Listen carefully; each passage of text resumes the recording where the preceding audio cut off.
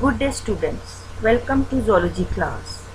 In continuation to my presentations on first unit of zoology syllabus, that is the diversity in living world, today I will discuss about kingdom Animalia. So in my last presentation I told you that kingdom Animalia is divided into certain phylums on the basis of certain characteristics, and today I will start with phylums of kingdom Animalia one by one, and in this presentation I will take two phylums. The first one is phylum Porifera and the second one is phylum Cnidaria.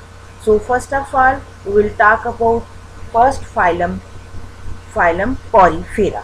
So commonly the members of this phylum, they are known as sponges, and the animals of this phylum, as you know, they are commonly known as sponges. They have a number of microscopic pores on their body, and those pores on their body, they are known as the ostia. So we can say the members belonging to phylum Porifera are commonly known as sponges, and they have number of microscopic pores on their body which are known as the ostia. These are the simplest multicellular animals, and in these animals the cells are loosely held together, but there are no tissue formation. So the members of phylum Porifera, they have cellular level of organization, and moreover cells are loosely arranged. And these sponges, they have a cavity in the center which is known as spongocoel. So as I told you in the basis of classification, that some animals, they are coelomates, that they have body cavity, and some animals, they are acoelomates, that is without body cavity. But poriferans are sponges, they have a central cavity, that is spongocoel. So the body cavity in case of phylum Porifera, it is known as spongocoel, and this body cavity or the spongocoel, it has a single large opening called osculum at the upper end.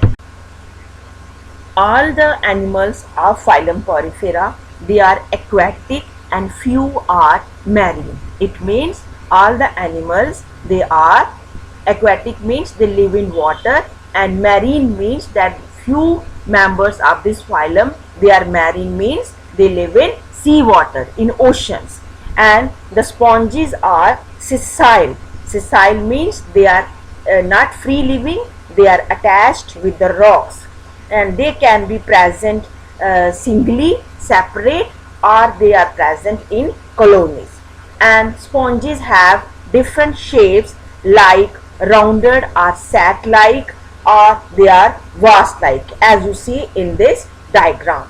So skeleton in case of sponges, it is in the form of calcareous or siliceous spicules. It means that is the skeleton in case of sponges is made up of calcium, that is calcareous, or silicon, that is siliceous.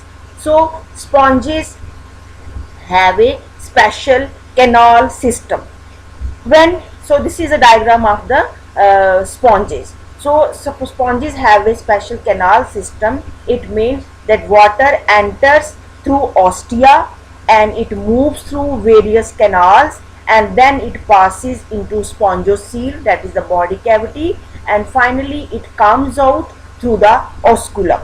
And so this is the canal system, and flow of water in sponges is in one direction, that is first of all it enters through ostia, which are the pores on the body, and ostia leads to canals in the body, and these canals leads to spongocoel or the body cavity, and then this water goes out through the osculum, which is present at the top of the body.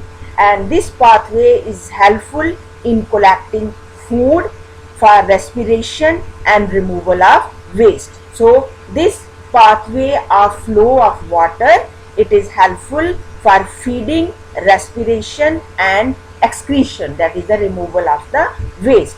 And there are certain specialized flagellated cells in these sponges which are known as collar cells or conocytes, and which line the canals and the spongocoel.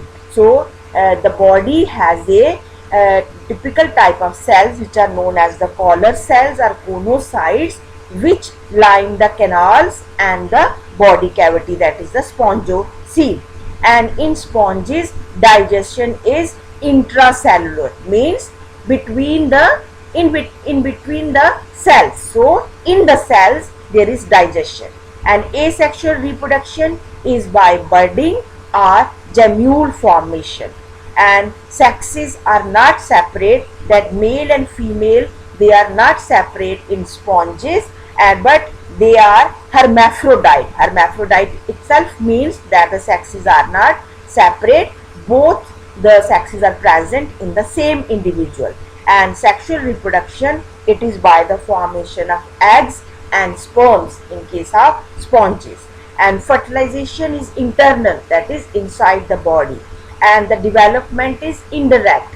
The indirect development means that the individual develops by forming a larva. And in this case of sponges, there is a free living ciliated larval stage which forms the adult stage of sponges. So these are some of the characters of phylum Porifera, and you can give examples of these sponges, for example cycon and spongilla. And this diagram, it is the cycon. So you can also draw the diagram of spongilla. So this is all about the characters of phylum Porifera. Then next comes the phylum Cnidaria. And the individuals of phylum Cnidaria, they are commonly known as coelentrates. So the members or the animals of phylum Cnidaria, they are commonly known as coelentrates. And there are about 9,500 species of this phylum, that is the coelentrates are about 9,500 species. So they are aquatic and they are mostly marine, but some species, they are fresh living forms, and these are diploblastic animals. And you know the meaning of diploblastic animals, that is they are developed from two germ layers, ectoderm outer layer and inner layer is endoderm. And in between these two germinal layers, there is a jelly like membrane which is not mesoderm, but it is known as the mesoglia. So main two germinal layers are ectoderm and endoderm. So we can call these animals as diploblastic. And these animals, they have tissue level of organization. So you see that in case of phylum Porifera, there was cellular level of organization, and coelentrates, they have tissue level of organization. That is, the group of cells, they form the tissues, but they do not form the organs and systems. And these coelentrates, they have radial symmetry. So there were two types of symmetry I told you in my previous presentation. One is radial, and that is present in case of the coelentrates. So they have a body cavity also in the center of the body, and the body cavity in case of coelentrates, it is known as the coelentron.